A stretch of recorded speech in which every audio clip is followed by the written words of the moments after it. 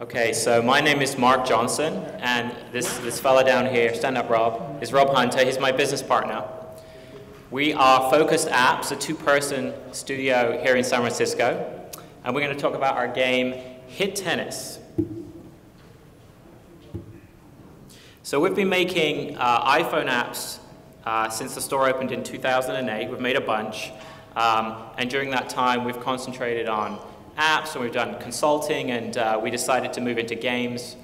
Neither of us are expert game designers like most of the people who have been speaking here. We're beginners. Our backgrounds are in enterprise software development.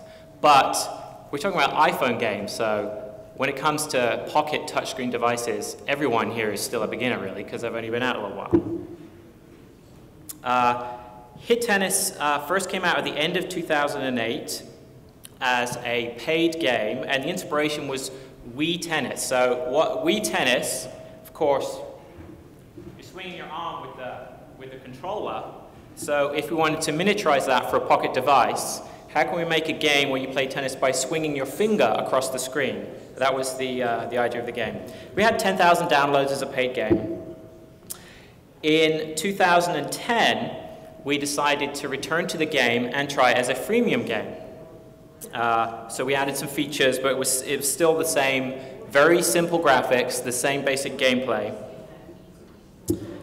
And we released the game and we advertised it, I think, by spending $400 on some AdMob ads. And the game shot to #2 in the US. It was #1 in many countries.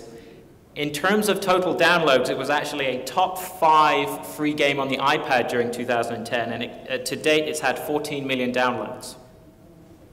So that was Hit Tennis 2. Now, we've evolved the game since then, and a few weeks ago we released Hit Tennis 3, and I'm going to talk about some of the things that worked, some of the things we changed. When we decided to figure out what would we do next, we tried some other prototypes. Obviously, we ended up making Hit Tennis 3. We thought very hard about why had we been successful with those downloads in Hit Tennis 2, and why are other games that we're seeing do well in the charts successful? And of course, like everyone here, we had 100 different ideas for games that we wanted to do that we thought would be cool. And we came up with a system which we call our FAM score to help us decide what should we spend our time prototyping, what should we spend our money investing in, because out of all these possible ideas we have. And our FAM score is a score out of 10. The F is points for will the game be fun. The A is points for do we have the ability to build this game, and do we have the ability to bring this game to market and make it successful? So two different things, one technical, one in terms of marketing. And then the M in the FAM score is for market. Do we think there's a big market for this game? And do we have the ability to access that market? And can we squeeze some dollars out of this market? So that's our FAM score. So the most important thing in the FAM score is, of course, the fun. And we try to use the ideas from the lean startup movement or customer development in how we operate as a two-person game company. And the basic principle there is you have to go to customers very early on, and you have to get feedback, and you have to change what you're doing if it turns out that everybody hates it, and you try different things until you find out what people love. And then when you hit on something that people love, you invest more in it. That's kind of one of the basic principles in customer development and the lean startup movement. And so for us, we try to pay as much attention as we can to what our customers say about the game. So obviously we do that through reading the reviews. We use analytics. We look at engagement and retention and conversion. We also do try this play testing, where for try this play testing, we just hand someone the device and say, hey, try this prototype, try this game. And without giving them any instruction, we see if they can do something. And that was one of the big lessons for us in Hit Tennis 2, was that it turns out that most people can't play Hit Tennis 2. Most people struggle with the controls because we didn't make the controls intuitive enough. We're actually perhaps too influenced by Wii Tennis in that respect. I'll show it to you real quick so you can get an idea. Has anyone played Hit Tennis 2 or Hit Tennis 3? Oh, a couple. Brilliant. Thank you. In order to get over the fact that the controls are not intuitive enough, we had this hideously long tutorial, which is the definite way to kill an iPhone game. But I'll show you the game real quick with Aki. So what you do is you place your finger on the screen and you slide your finger, and as your finger slides, it makes the racket swing. So you have to time your swing, and you can aim your hit as to where you the direction that you aim your slide on the screen. So you can see that we're very influenced by Wii Tennis because there's a racket that's floating there. You swing your finger, and that swings the racket, and the racket hits the ball. I'll go back to Keynote now.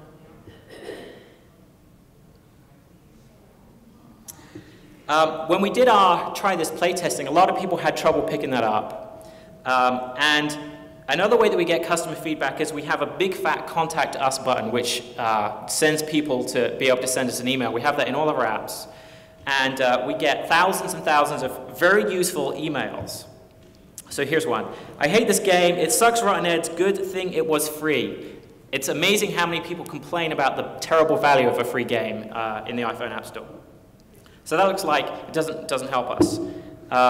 This one, I hit it out every time and can never make my serve. Fail game, 1 star. Yes, it's a little bit depressing when you constantly get these, and we got many, many thousands of these for Hit Tennis 2. Here's another one. This game sucks because I can't win, so make the opponents easier. Well, if we actually go back and look at this one in particular, we would start seeing, again and again, people mention the serve. So not only do we know from our initial try this playtesting, the controls are still a bit tricky for a lot of people. All these people complaining, again, it's because they're having trouble with the controls. And in particular, we noticed that people would mention the serve again and again and again. So clearly we had to change out how the serve worked. So if you try this, even though you'll get lots of what seem like drivel emails, you only have to spend a few seconds scanning through to see if someone's typed something that you might be able to glean some information from. And you do this for long enough and you just start to notice patterns, and it starts getting you thinking about your game, about how other people are experiencing it, not just how you're experiencing it.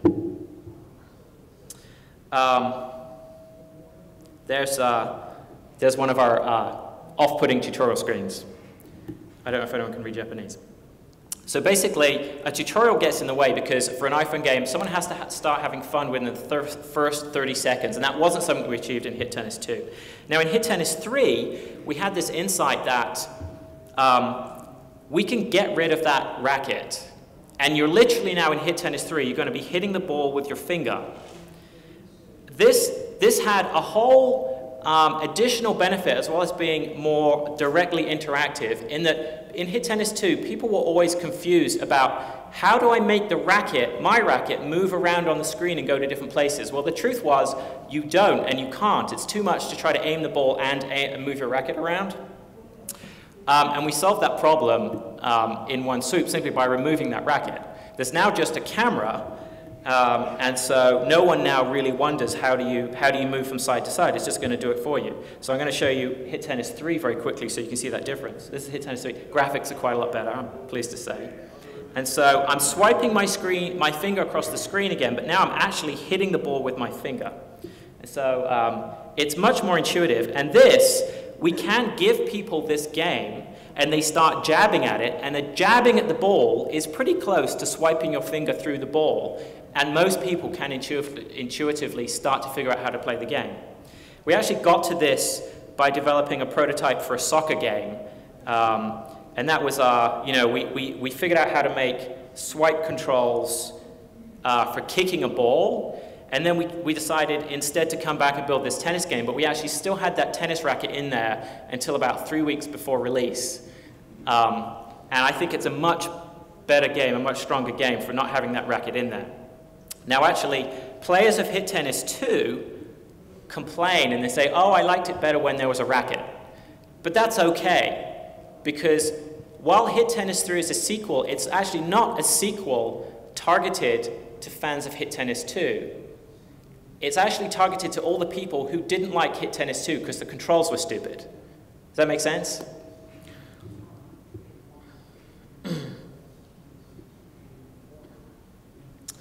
And so there's no tutorial at all. In fact, all we have at the very beginning is we have this floating hand which kind of animates through hitting the ball, just to make you go, oh, I'm supposed to jab at that ball. That's all we have in terms of kind of embedded tutorial. So it's barely there at all. We also added this thing to do with leveling up the characters, which allowed us to reuse our content. So you play the opponent Aki. She starts off at one level, you beat her, but then she will level up by herself because she's been practicing, and so you can come back and now she's a more difficult to beat opponent. And so we did that so that, you know, there's only so many character illustrations and character personalities we can afford to build into the game. So by allowing the computer characters to level up, it basically extends the life of that content and hopefully builds a bigger play experience for people for essentially the same budget for us. In terms of how we did in reviews, this is the overall star ratings for Hit Tennis 2. You can see that most people hate it and gave it 1 star. These are the overall star ratings for Hit Tennis 3, 4.5 star rating. So very pleased with how we did there. So I think we are onto something by making these controls better. Another thing we care about a lot is the initial engagement. So we get people to download the game, but what's their initial play experience like? So the way we put that is, do we convert triers, people who try the game, into players, people who actually play the game? I don't think we did as well here as I wanted to. The red bar shows retention for Hit Tennis 2, 2.15 in this case, which is our latest release of Hit Tennis 2. And the green bar shows retention of Hit Tennis 3. So the fact that the green bars are taller as the days go on means we are doing a better job of keeping people in the game and converting them from triers to players. So that's good news. I was hoping to see a bigger difference. So I initially talked about our how we plan what we do around our system of our FAM score, and we talked about some aspects of how do we try to make the game more fun, going from 2 to 3, and what some of the results were. And now I'm going to talk briefly about the M in the FAM, which is market, which is how do we get those downloads in the first place, and once we do get the downloads, can we make any money out of that? Through in-app purchases for us, because it's a freemium game, but also through ad revenue. So Hit Tennis 2 was what I call a swimmer. It swam up the charts. We put very little into promoting the game, and when it appeared in the charts, through giving it a little push to appear in the free sports game subcategory chart, people would see it, and then it was able to rise up by itself, and it actually got to number 2 without us doing anything. Now, of course, that was back in 2009 or 2010, and it was like, you know, there were perhaps 3 tennis games or something, 5 tennis games, and we might have been the first free tennis game. In fact, when it first came out, it didn't even have in-app purchases. It was just free. We just wanted to see if we'd get a lot of downloads. And so the App Store is a bit different now. It's a much tougher environment. So could we repeat this again? We really wanted to make a swimmable app that would swim up the charts by itself. So what is it that makes it swimmable? Why do we believe in this? And why did we do it again and think we could make it successful again? 2 main reasons. One thing is that we think we have a really kick-ass, awesome app icon here. And this is incredibly, incredibly important. And then the second thing is it's the Hit Tennis net, which again we think is very important to making this a swimmable app. So most downloads in the App Store come because people see the game in the top charts, right? And they see it in a listing that looks like this. Even if they were searching for tennis, they would see it in a listing that looks like this, although those of you who do iPhone games know that's about to change with iOS 6, so who knows how that's going to work out. So you really need to put your best foot forward in your app listing when it's seen here, so you need a kick-ass icon. Now, the other great thing about Hit Tennis is Hit Tennis has recognition. Now, I don't mean it has recognition like Angry Birds, or recognition like Colgate toothpaste, that you know what that brand is. I mean, our brand is the Hit Tennis brand, but that's not what I mean. Simply, it has the word tennis. And you can see in the icon very clearly, there's a tennis racket, there's a tennis ball. Who doesn't know what tennis is? Pretty much everyone knows what it is. So just by glancing at that, without knowing anything about the game, you can already imagine it's a tennis game, and it happens to be free. And so people are going to be tempted. Maybe they want to play a tennis game. You can also see the one below that from Gameville Inc. or Gameevil, I don't know how you say that, but Baseball Superstar, you know, they're doing the same thing. It's a baseball game, so if you're interested in baseball, bingo, and they have a big baseball in their icon. Exciting screenshots are also going to be helpful. Of course, you're not seeing screenshots in this listing. Screenshots come as the next step when you actually tap on this. But it's still an important step because you don't get that download until someone's seen your screenshots. Okay, so we basically tried to repeat what worked again for this in Hit Tennis 3 for Hit Tennis 2. And what we were able to achieve this time around was pretty much the same thing. Number 2 top free in the US store, top 100 free in 45 countries, number 1 in several countries, and over 1 million downloads in the first 10 days. So we're pretty thrilled with this. It went very well for us. I think what's special about what we did is we didn't spend a dime on the launch campaign for this. And we didn't get an Apple promotion either.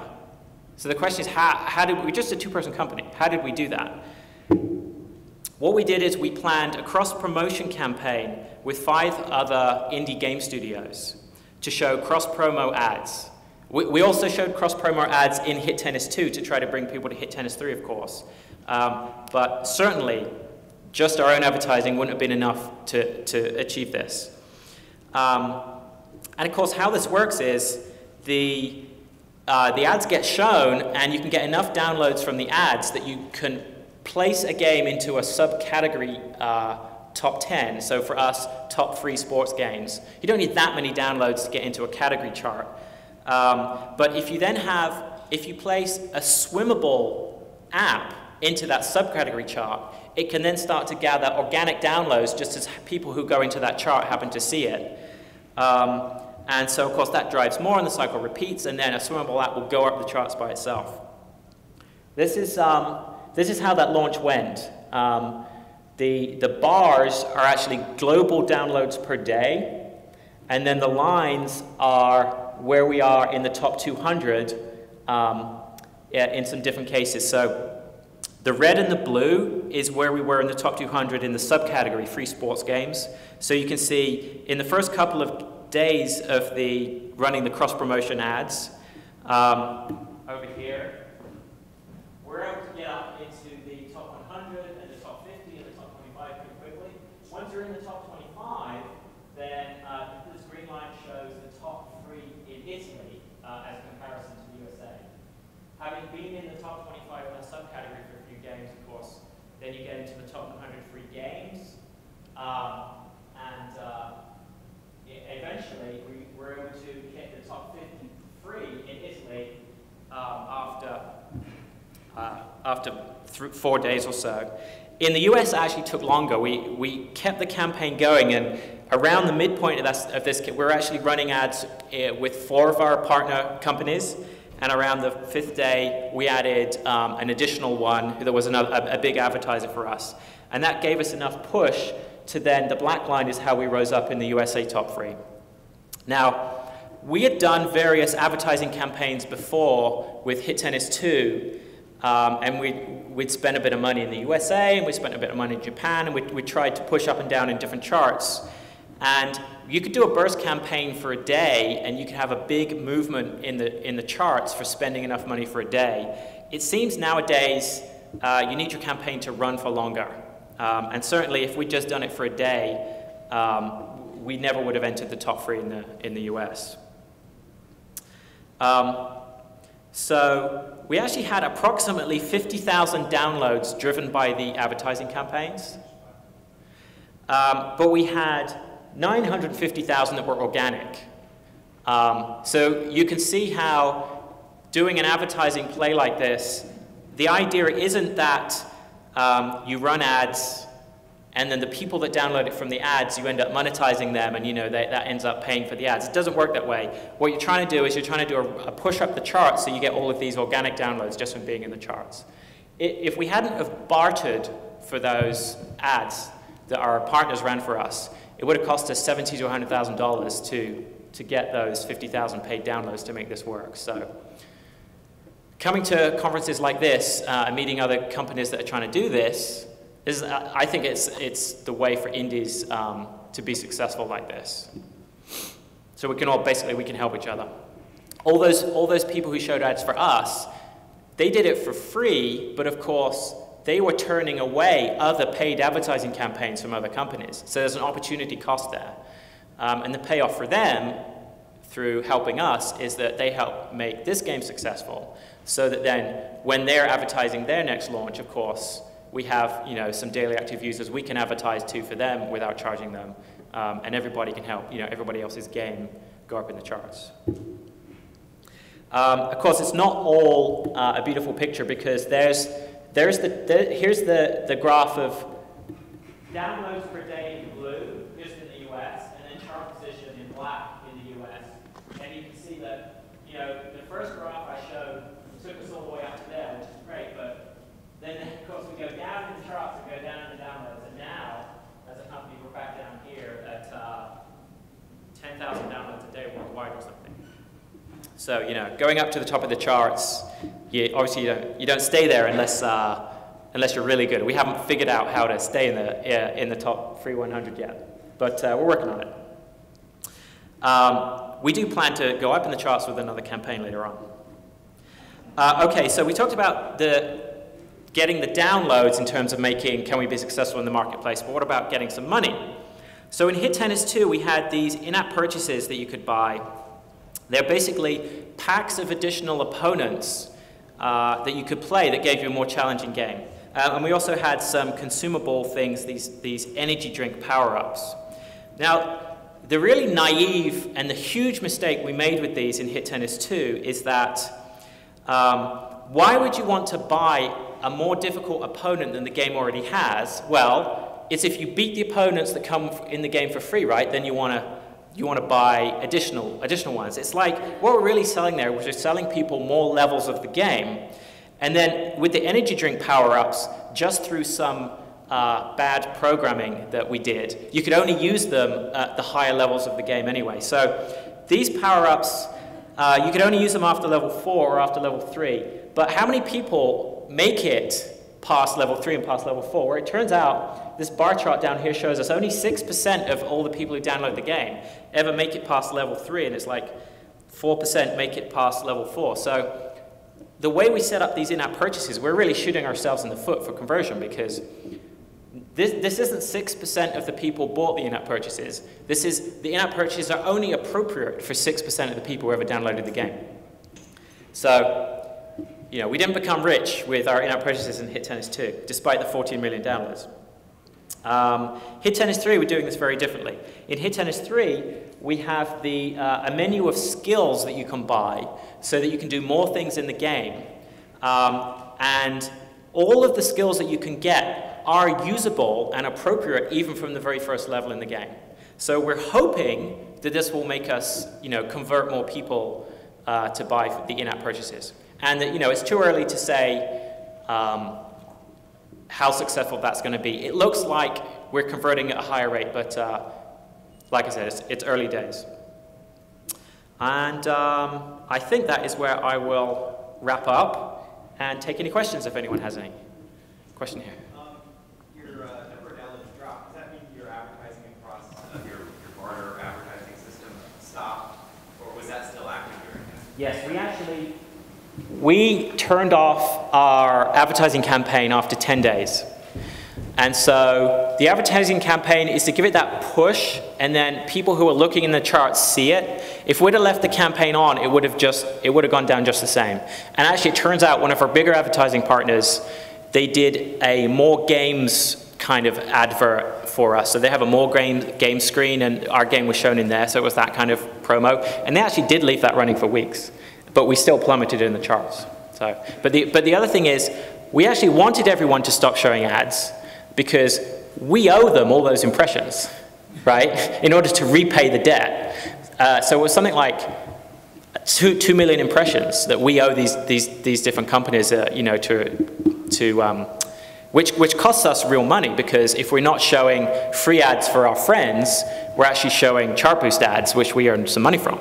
And we actually earn pretty good money from that. If anyone's trying to figure out ads in iPhone games, forget about banner ads, they're kind of rubbish. You need to do chart boost, full screen ads, okay? Any other questions? Yeah? It's a great game. I'm a tennis fan. I love the game. Oh, thank you very much. You guys did the right thing going to the swipe. Yeah. I never tried to hit tennis loops. I can't. You'll hate it if you ever try it. But wait a week. What I like also is you guys have kind of the country club with grass courts, and I grew up playing on grass courts. The ball is low and fast. I'm just curious, do you play tennis yourself? Rob does. A little, I'm not a huge, I play tennis more than Mark. I had to teach Mark some of the tennis rules. The difference between grass and clay is I've never played on grass, actually. Okay. We should probably. Oh, actually, just one real quick thing that I forgot to say, which I should have said. We launched this game during Wimbledon. Has anyone heard of Wimbledon? So that was a big reason why we could have this success, right? We very deliberately said we're going to do a tennis game, we're going to launch it during Wimbledon, Wimbledon's going to be on everyone's mind, and so that really contributed a lot to why we're able to swim up the charts. So not every game's going to get that ratio of like 5% downloads from your ad campaigns and 95% just from organic. That was a pretty good result for us. Yeah? Is there anything that you can buy with your purchases, like real money exclusive, or is everything stuff that you can earn? So we decided to try making Hit Tennis 3 have a single virtual currency, not a dual currency.